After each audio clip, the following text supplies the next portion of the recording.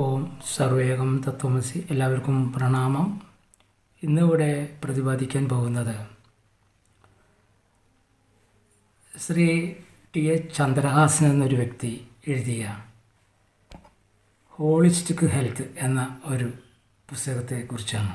അതിൽ ഒരു ചിഹ്നത്തെക്കുറിച്ച് പ്രതിപാദിക്കുന്നുണ്ട്. അതിൽ അദ്ദേഹം പറയുന്നത് 5000 വർഷങ്ങൾക്ക് മുമ്പ് ഭഗവാൻ ശ്രീകൃഷ്ണൻ്റെ മകൻ സാമ്പൻ ഭാരതത്തിൽ യോഗശാസ്ത്രം കൈകാര്യം ചെയ്തിട്ടുണ്ടെന്നാണ് പറയുന്നത്. അതിൽ അദ്ദേഹം അന്ന് ഉപയോഗിച്ച ഒരു ചിഹ്നമാണ് ഇന്ന് ലോക മെഡിക്കൽ സയൻസ് ഉപയോഗിച്ചു വരുന്നതെന്ന് അദ്ദേഹം ഈ ബുക്കിൽ പറയുന്നു. അപ്പോൾ നമ്മളുടെ യോഗ അനുഭവം വെച്ച് ഈ ബുക്കിൽ പറയുന്ന ആ ചിഹ്നത്തെക്കുറിച്ച് ഒരു വിശദീകരണം തരാനാണ് ഇപ്പോൾ ഈ സമയം ഉദ്ദേശിക്കുന്നത്. അതായത് അതെങ്ങനെ മെഡിക്കൽ സയൻസിലേക്ക് കടന്നുകൂടി എന്നുള്ളതാണ് അറിയേണ്ടത്. ഭാരതവും ഗ്രീസും അന്ന് വളരെ ബന്ധപ്പെട്ട് കിടന്നിരുന്ന ഒരു കാലഘട്ടം ആയിരുന്നു എന്നാണ് പറയുന്നത്. അപ്പോൾ യോഗശാസ്ത്രം ഗ്രീസിലേക്ക് കടക്കുകയും അതുവഴി ഇംഗ്ലണ്ടിലേക്ക് കടക്കുകയും അവിടെ നിന്നാണ് മെഡിക്കൽ സംബന്ധമായ വിഷയങ്ങൾ രൂപം കൊണ്ടതും മെഡിക്കൽ സയൻസിൽ നിന്ന് ലോകം മുഴുവനും വ്യാപിച്ചിരിക്കുന്നതും അതിൽ ഈ യോഗ ശാസ്ത്രത്തിൻ്റെ ഭാഗമായി അതിൻ്റെ സാരങ്ങൾ അടങ്ങിയിരിക്കുന്ന പ്രധാന വിഷയങ്ങൾ ആ ചിഹ്നത്തിൽ അടങ്ങിയിട്ടുണ്ട്. അത് ഈ മെഡിക്കൽ സയൻസിലേക്ക് ചിഹ്നമായി കടന്നു വരികയും ചെയ്തിരിക്കുന്നു. അപ്പോൾ ആ ചിഹ്നത്തിൻ്റെ പ്രധാനപ്പെട്ട 1-2 കാര്യങ്ങൾ ഈ സന്ദർഭത്തിൽ പറയാൻ നോക്കാം. ആ ചിഹ്നത്തെ ഞാനൊന്ന് പരിചയപ്പെടുത്താം. ആദ്യമായിട്ട് നമുക്ക് ഇവിടെ പറഞ്ഞ ഈ ചിഹ്നത്തിൻ്റെ രൂപത്തിൽ എന്തെല്ലാം കാര്യങ്ങൾ അടങ്ങിയിട്ടുണ്ടെന്ന് നമുക്ക് നോക്കാം. അതിലാദ്യമായിട്ട് വരുന്നത് ഒരു ദണ്ഡാണ്.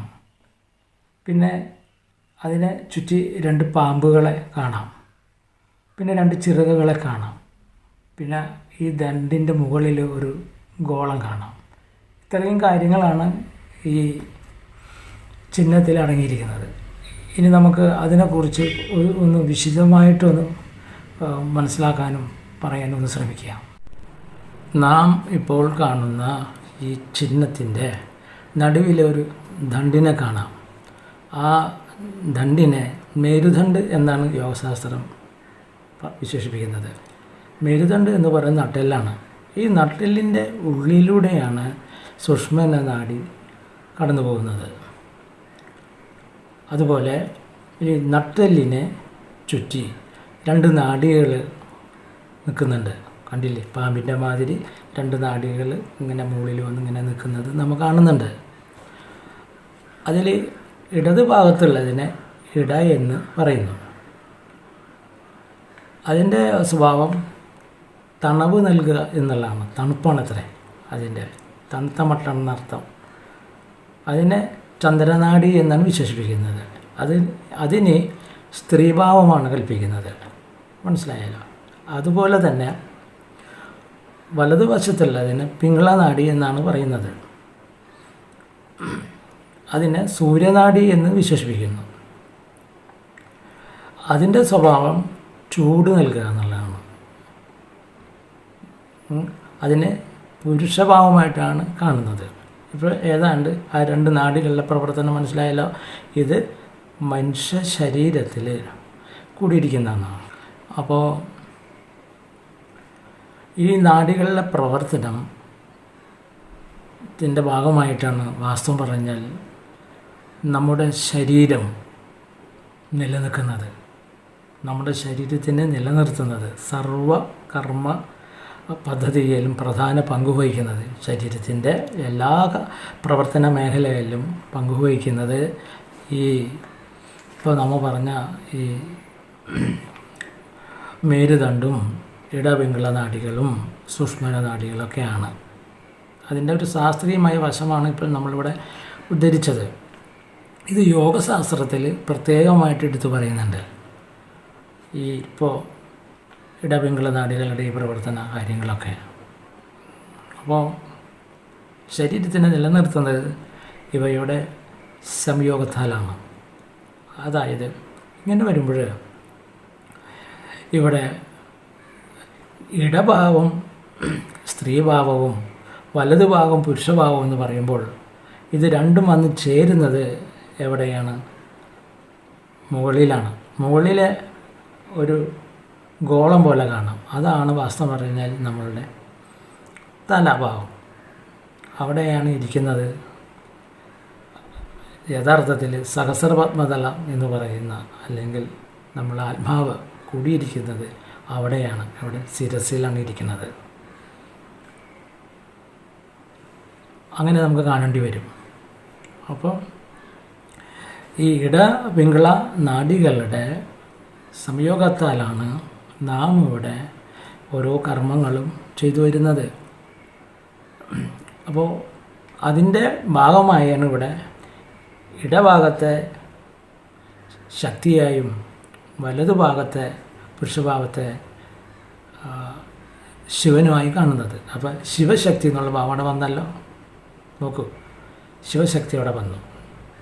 ഈ ശിവശക്തിയുടെ യോജിപ്പാണ് യഥാർത്ഥത്തിൽ അർദ്ധനാരീഭാവം വന്നിരിക്കുന്നത്. നമ്മൾ വളരെ ശ്രദ്ധിക്കേണ്ട വിഷയമാണത്. ഇത് ഭാരതത്തിൻ്റെ ദൈവശാസ്ത്രത്തിലെ യോഗശാസ്ത്രത്തിലെ പ്രധാന ഒരു വിഷയമാണത്. ഇത് ഈ രീതിയിലാണ് ഇവിടെ യോഗശാസ്ത്രം നിലകൊള്ളുന്നത്. അപ്പോൾ ഇതിൻ്റെ പ്രവർത്തനത്തിൻ്റെ ഭാഗമായിട്ടാണ് നമ്മുടെ ഈ ശരീരം നിലകൊള്ളുന്നത്. അതായത് ആത്മാവ് തലയുടെ ഭാഗത്തായിട്ടാണ് ഇവിടെ കണക്കാക്കുന്നത്. അപ്പോൾ യോഗശാസ്ത്രത്തിൽ പറയുന്നുണ്ടല്ലോ, സഹസ്രപത്മതലം എന്നൊക്കെ പറയുന്നുണ്ടല്ലോ. അവയെ അവിടെ നിലനിർത്തുന്നത് ഈ മേരുദണ്ഡും ഈ ഇടപിംഗള നാഡികളും കൂടിയിട്ടാണ്. അപ്പോൾ അതിൻ്റെ രണ്ടിൻ്റെയും സംയോഗത്താലാണ് ആനന്ദമുണ്ടാകുന്നത്. അതായത് സ്ത്രീഭാവവും പുരുഷഭാവവും സംയോജിക്കുമ്പോൾ അവിടെ യഥാർത്ഥ യോഗയുടെ അനുഭൂതി അവിടെ ഉണ്ടാകുന്നത്. അതാണ് സ്ത്രീ പുരുഷ സംയോഗത്തിലുണ്ടാകുന്ന ആനന്ദം, പരമമായ ആനന്ദം, യോഗാനന്ദം, ബ്രഹ്മാനന്ദം എന്ന് നമുക്ക് പറയേണ്ടി വരും. അത് ഞാനിവിടെ പലവട്ടം പറഞ്ഞിട്ടുണ്ട്. അതിൻ്റെ തത്വത്തിൽ വരുമ്പോൾ, അതിൻ്റെ കാര്യകാരണങ്ങളെ ചർച്ചയിലേക്ക് കൊണ്ടുവരുമ്പോൾ അവിടെ ശിവശക്തി സംയോഗം എന്ന് പറയേണ്ടി വരും. ഇവിടെയാണ് അർദ്ധനാരിയുടെ പ്രധാന ഒരു വിഷയം കടന്നു വരുന്നത്. അതെന്താ? പകുതി പുരുഷനും പകുതി സ്ത്രീയുമാണ്. അതിൻ്റെ രണ്ടിൻ്റെയും പൂർണ്ണമായ യോജിപ്പാണ് വാസ്തവം പറഞ്ഞാൽ ഈ പ്രപഞ്ചം തന്നെ നിലനിൽക്കുന്നത്. അതാണ് പ്രകൃതി സ്ത്രീയും അതിൽ ചൈതന്യമായിരിക്കുന്ന പുരുഷനും. അപ്പോൾ പ്രകൃതിയും ചൈതന്യവും കൂടിയതാണ് ഈ കാണുന്ന പ്രപഞ്ചം. അപ്പോൾ ഒരു പ്രപഞ്ചത്തെ നമ്മൾക്ക് നമ്മുടെ ശരീരത്തെ കാണേണ്ടി വരും. അപ്പോൾ ഈ ഭാരതീയ യോഗശാസ്ത്രത്തിലെ പ്രധാനപ്പെട്ട ഈ ഒരു യോഗ ഭാവങ്ങളെല്ലാം അടങ്ങിയിരിക്കുന്ന വലിയൊരു തത്വശാസ്ത്രമാണ് അടങ്ങിയിരിക്കുന്നത്. ആ തത്വശാസ്ത്രത്തിൽ ഈ ഇടപിംഗള നാഡികളുടെ യോജിപ്പിൽ നമ്മളുടെ ശരീരത്തിലെ സർവ ദോഷങ്ങളും സദാ നീങ്ങിക്കൊണ്ടിരിക്കും. അത് യോഗശാസ്ത്രത്തിൽ നമ്മൾ ആത്മാവിനെ സാക്ഷാത്കരിക്കുന്ന അല്ലെങ്കിൽ ഷഡാധാര മാർഗങ്ങളിലൂടെ, അതുപോലെ ഇവിടെ ക്രിയ യോഗയൊക്കെ പറയുന്നുണ്ടല്ലോ. അപ്പോൾ യോഗ മാർഗങ്ങൾ ഏത് ഉപയോഗിച്ചാലും അവിടെ സംഭവിക്കുന്നത് ഈ ഇടപിംഗള നാഡികളുടെ സംയോഗമാണ്. അങ്ങനെ സംഭവിച്ചു കഴിഞ്ഞാൽ നമ്മളുടെ, അതായത് ജന്മാന്തരങ്ങളായിട്ട് പിന്നിട്ടിരിക്കുന്ന ജീവാത്മാവിൻ്റെ സർവ പാപദോഷങ്ങളും രോഗപീഠാദികളും എല്ലാം ഈ ആത്മസാക്ഷാത്കാരത്തിലൂടെ, അതായത് യോഗാഭ്യാസത്താൽ, പരമാത്മാ ജീവാത്മാവിൻ്റെ സംയോഗത്താൽ, ഇടപിംഗള നാഡികളുടെ സംയോഗത്താൽ അവിടെ എല്ലാം ശുദ്ധമാകുന്നു. അതുപോലെ രണ്ട് ചിറകുകളെ ഈ ചിഹ്നത്തിൽ കാണിക്കുന്നുണ്ട്. അത് സ്ത്രീപുരുഷഭാവത്താൽ ഇടപിംഗളുടെ സംയോഗത്താൽ ആത്മാവിൻ്റെ സ്വതന്ത്രമായ അവസ്ഥയെയാണ് കാണിക്കുന്നത്. അതായത് ജന്മാന്തരങ്ങളായി കൂട്ടിൽ കിടന്ന ഒരു പക്ഷിയെപ്പോലെ ആത്മാവ് സർവ കർമ്മബന്ധനങ്ങളാൽ അകപ്പെട്ട് കിടക്കുന്ന ആ ഒരു ആത്മാവിൻ്റെ സ്വാതന്ത്ര്യമായ അവസ്ഥ, അത് ആകാശഗമനം നടത്തുന്നതായിട്ടുള്ള ഭാവമാണ് രണ്ട് ചിറകുകളെ ഇവിടെ കാണിക്കുന്നത് എന്ന ഭാവത്തിൽ നമുക്ക് കാണേണ്ടി വരും. അതായത് പരമമായ ആനന്ദമാണ് അവിടെ. ആകാശഗമനം നടത്തുന്നത് പറഞ്ഞത് അതാ, പരമമായ ആ ബ്രഹ്മാനന്ദ അവസ്ഥയാണ് ആത്മാവും പരമാത്മാവും തമ്മിലുള്ള ഈ സംയോഗത്താൽ എല്ലാവിധ ബന്ധനങ്ങളും വിച്ഛേദിച്ചുകൊണ്ട് അത് ആകാശഗമനം പറന്നുല്ലസിക്കുന്നതായിട്ടുള്ള വിടുതൽ സ്വാതന്ത്ര്യമാണ് കാണിക്കുന്നതായിട്ട് നമുക്ക് ആ ചിറകുകളെ ഒരു സവിശേഷത മനസ്സിലാക്കേണ്ടത്. മെഡിക്കൽ സയൻസിൽ അതിപ്രധാനമായ ഒരു ഘടന ആണല്ലോ ഓപ്പറേഷൻ എന്നത്. ഈ ഓപ്പറേഷൻ ചെയ്യുന്നതിന് മുന്നേ ആ രോഗിയെ അബോധാവസ്ഥയിലാക്കുന്നതിന് വേണ്ടിയിട്ട് ഇഞ്ചക്ട് ചെയ്യും. അത് ഈ സുഷ്മന നാഡിയിലൂടെ ഒഴുകിക്കൊണ്ടിരിക്കുന്ന ജലാശയത്തിലേക്കാണ് ഇഞ്ചക്ട് ചെയ്യുന്നത്. അപ്പോൾ ആ ജലം ചെന്ന് പതിക്കുന്നത് മസ്തിഷ്കത്തിലും അതുവഴി മസ്തിഷ്കം അബോധാവസ്ഥയിലും ആകുകയും ചെയ്യുന്നു. ഈ സമയപരിധിയിലാണ് ഇവിടെ ഓപ്പറേഷൻ നടക്കുന്നത്. അപ്പോൾ ഈ മെഡിക്കൽ സയൻസ് ഇതെല്ലാം അറിയുന്നതിന് മുന്നേ തന്നെ നമ്മുടെ ഭാരതത്തിലെ യോഗികൾ ഈ യോഗശാസ്ത്രത്തിലൂടെ ഇതെല്ലാം അറിഞ്ഞിരിക്കുന്നു. ആ അറിവിനെയാണ് ലോക മെഡിക്കൽ സയൻസ് സ്വീകരിച്ചിരിക്കുന്നത്. ഇവിടെയാണ് ഈ യോഗ സാധനയുടെ പ്രധാന മൂല്യം നമ്മൾ മനസ്സിലാക്കുക. യോഗ അവസ്ഥയിലൂടെ ഈ പരമബോധ അറിവ് സിദ്ധിച്ചാൽ ആ അറിവ് തന്നെയാണ് പരമാത്മബോധം. അറിവ് സിദ്ധിക്കുന്ന ആൾ പരമാത്മാവിന് തുല്യമായി എന്നൊക്കെ ഇവിടെ പറയുന്നത് ഈ വക രീതികളിലൂടെ കടന്നു പോകുമ്പോഴും നമുക്കത് മനസ്സിലാവും. അപ്പോൾ എത്രയോ മഹത്തമായ ഒരു അറിവിൻ്റെ ലോകമാണ് യോഗ സാധന എന്ന് മനസ്സിലാക്കണം. അത് രൂപം കൊണ്ടത് ഈ ഭാരതത്തിലാണ്. അതുകൊണ്ടാണ് ഈ ഭാരതത്തിലെ ഈ ചിഹ്നം ലോക മെഡിക്കൽ സയൻസ് ഏറ്റെടുത്തിരിക്കുന്നതെന്ന് നമുക്ക് കാണേണ്ടി വരും. ഇന്ന് ലോക മെഡിക്കൽ സയൻസ് ഈ ചിഹ്നത്തെ അംഗീകരിക്കുന്നുണ്ടെങ്കിൽ അത് ഭാരതത്തിൻ്റെ യോഗശാസ്ത്രത്തെ പൂർണ്ണമായി അംഗീകരിച്ചതിന് തുല്യമാണ്. അപ്പോൾ എത്രയോ വർഷങ്ങൾക്ക് മുന്നേ ഭാരതത്തിലെ യോഗികൾ, സന്യാസികൾ, ഋഷീശ്വരന്മാരൊക്കെ യോഗശാസ്ത്രത്തിലൂടെ പ്രപഞ്ച രഹസ്യങ്ങളും മനുഷ്യ നിലനിൽപ്പിൻ്റെ രഹസ്യങ്ങളും എല്ലാം കണ്ടെത്തിയിരിക്കുന്നു. അതിൻ്റെ ആകത്തുകയാണ് ഈ ചിഹ്നത്തിൽ പൂർണ്ണമായിട്ടും ആവാഹിച്ചിരിക്കുന്നത്. നമുക്ക് ഈ ചിഹ്നത്തിലൂടെ അതെല്ലാം കണ്ടെത്താം. അപ്പോൾ യോഗശാസ്ത്രം ചെറിയൊരു വിഷയമല്ല. അത് അഭ്യസിക്കുന്ന ആ സാധകന് എല്ലാവിധ ഗുണങ്ങളും ദീർഘായുസ്സും ഉണ്ടാവും എന്ന് നമുക്ക് അത് അംഗീകരിക്കേണ്ടി വരികയല്ലയോ. അത് മെഡിക്കൽ സയൻസ് അത് അംഗീകരിച്ചിട്ടുണ്ട്. മൂലാധാരത്തിൽ നിന്ന് സദാ ഒരു ജലപ്രവാഹം മസ്തിഷ്കത്തിലേക്ക് ഒഴുകിയെത്തുന്നുണ്ടെന്ന് പറഞ്ഞുവല്ലോ. ആ ജലത്തിലാണ് മസ്തിഷ്കം കുടികൊള്ളുന്നതായിട്ട് പറയുന്നത്. ആ ജലത്തെ ഇവിടെ അമൃതരസം എന്ന് പറയുന്നു. ആ അമൃതരസത്തെയാണ് യോഗികൾ യോഗാവസ്ഥയിലൂടെ പാനം ചെയ്യുന്നതായിട്ട് പറയുന്നത്. അതുവഴി ദീർഘായുസ്സും ഓജസ്സും തേജസ്സും സർവഗുണങ്ങളും രോഗപീഠാദികൾ പാപകർമ്മങ്ങളൊന്നുമില്ലാതെ സദാ അമൃതാനന്ദാവസ്ഥയിൽ ഇരിക്കാൻ കഴിയുമെന്ന് അവർ വിശ്വസിക്കുന്നു. അത് നമുക്ക് ഈ ചിഹ്നത്തിലൂടെയൊക്കെ ആ ഭാഗങ്ങൾ കടന്നു പോകുന്നുണ്ടെന്ന് നമുക്കും അനുഭവം കൊണ്ടും നമ്മളുടെ യോഗശാസ്ത്ര പഠനം കൊണ്ടൊക്കെ നമുക്ക് മനസ്സിലാകും. ഈ വക കാരണങ്ങളാലാണ് ലോക മെഡിക്കൽ സയൻസിലേക്ക് ഈ ചിഹ്നം കയറി വന്നിരിക്കുന്നത്. ഇതുപോലെ ബന്ധപ്പെട്ട് കിടക്കണതാണ്, യോഗശാസ്ത്രമായിട്ട് ബന്ധപ്പെട്ട് കിടക്കണമെന്ന് മനസ്സിലാക്കാൻ വേണ്ടിയിട്ടാണ് ഇതെല്ലാം കോർത്തിണക്കി ഇവിടെ പറയേണ്ടി വന്നിരിക്കുന്നത്. അപ്പോൾ ഇവിടെ യോഗ എന്ന് പറയുന്നത് ചെറിയ കാര്യമല്ല. യോഗയിൽ സർവ്വ ഗുണങ്ങളും വന്നു ചേരുന്നുണ്ട്. ശരീരത്തിനെ എപ്പോഴും പുഷ്ടിയായിട്ട് നിർത്താൻ യോഗാഭ്യാസം ഈ യോഗ സാധനം കൊണ്ട് കഴിയുന്നുണ്ട്. അത്രയ്ക്കും പവർഫുള്ളാണ് യോഗശാസ്ത്രം. അതിനെ വേണ്ടുന്ന വിധം ഉപയോഗിച്ചാൽ സർവ്വഗുണങ്ങളും അത് ഉപയോഗിക്കുന്ന ആൾക്കുണ്ടാവും. ഈ ചിഹ്നം കുണ്ടലിനി സംബന്ധമായിട്ട് ഉള്ളതാണ്. അതായത് നട്ടെല്ലിനെ മേരുദണ്ഡിനെ ആവരണം ചെയ്തിരിക്കുന്ന 2 ഇടപിംഗള എന്ന് പറയുന്ന നാഡികളൊക്കെ വരുന്നത് ഈ ശരീര അവയവങ്ങളെ ഒക്കെ സർവ്വകോശങ്ങളെയും ഒക്കെ പ്രകാശിപ്പിക്കുന്ന സൂക്ഷ്മമായിരിക്കുന്ന ഒരു ആത്മചൈതന്യം ഉണ്ടല്ലോ, അതാണ് മഹാപുരുഷഭാവം എന്ന് നമ്മൾ പറഞ്ഞു.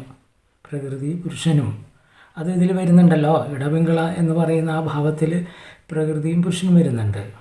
അത് കുണ്ടലിനി യോഗ ശാസ്ത്രപ്രകാരം വരുമ്പോൾ അവിടെയാണ് ഇതൊക്കെ പ്രതിപാദിക്കുന്നത്. അത് മെഡിക്കൽ സയൻസ് അംഗീകരിക്കില്ലല്ലോ.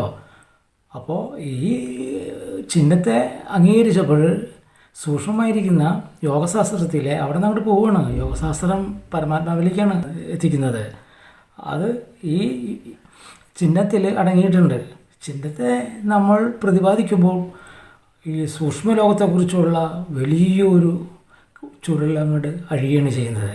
അത് മെഡിക്കൽ സയൻസ് അംഗീകരിക്കുകയല്ല, അവരപ്പുറത്തേക്ക് കടക്കുന്നില്ല. അവർ സ്ഥൂലഘടനകളെയാണ് അവർ ഈ ശാസ്ത്രീയമായിട്ട് പഠിച്ച് അവർ അതിന് വേണ്ടുന്ന കാര്യങ്ങളൊക്കെ ചെയ്യുന്നത്.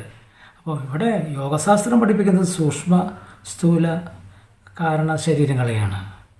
അപ്പോൾ അത് ഈ ചിഹ്നം സ്വീകരിച്ചപ്പോൾ ആ ചിഹ്നത്തിൻ്റെ പിന്നിൽ പ്രകാശിക്കുന്നത്, ആ ചിഹ്നത്തിന് കാരണമായിരിക്കുന്ന ഒരു അവസ്ഥാവിശേഷങ്ങൾ എല്ലാം സൂക്ഷ്മതലത്തിൽ നടക്കുന്നതാണ്. അത് യോഗശാസ്ത്രത്തിലൂടെ കടന്നു ചെന്നാൽ പിന്നെ വലിയ ഒരു അവബോധത്തിലാണ് ചെന്നെത്തുന്നത്.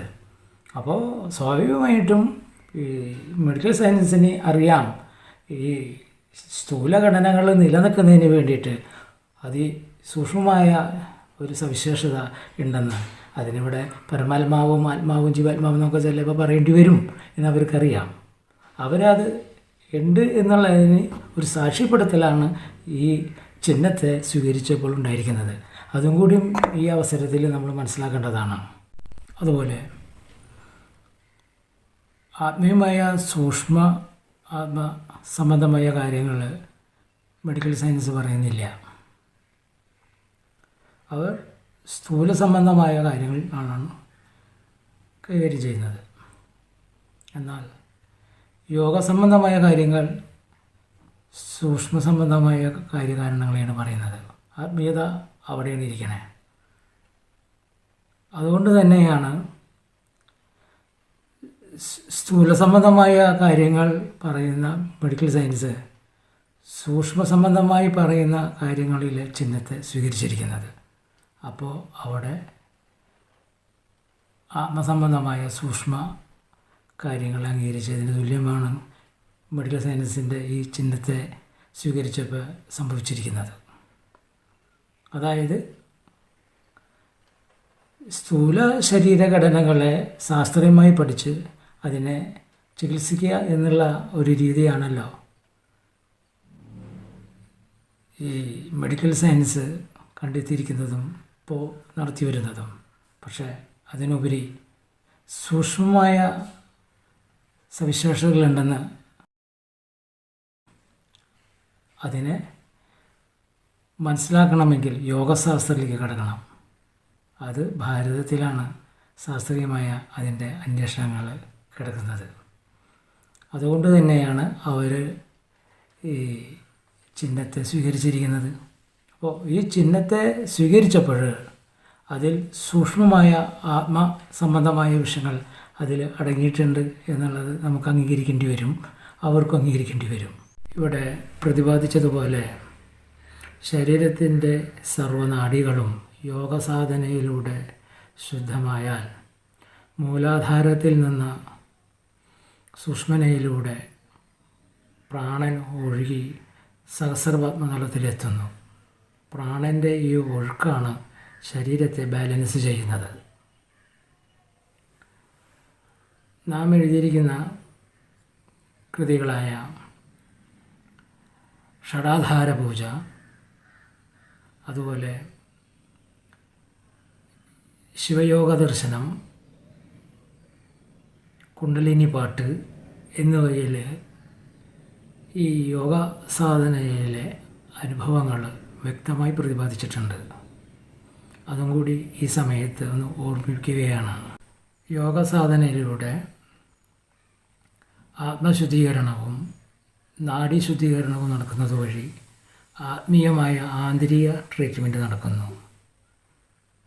അതേപോലെ തന്നെയാണ്